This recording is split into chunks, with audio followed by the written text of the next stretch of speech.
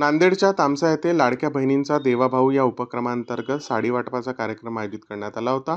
या कार्यक्रमात महायुतीतील तिन्ही पक्ष श्रेयवादाच्या स्पर्धेत सहभागी होत होते।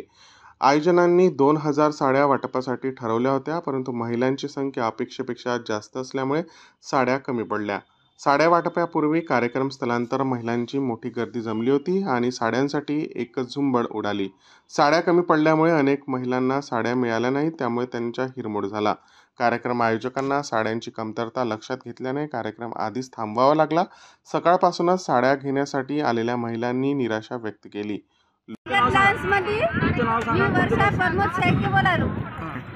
अंगद लॉन्स मध्ये आम्हाला इथं बोलवलं साड्या भेटायच्या, साड्या वाटपसाठी। साडी नाही ना, काहीच नाही, सगळी पॅक होई आहे।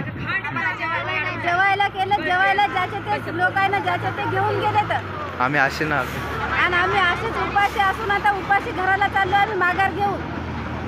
आम्हाला साड्या कोण देणार? शिंदे देणार की इथले कार्यकर्ते देणार? ते आम्हाला काहीच माहित नाही।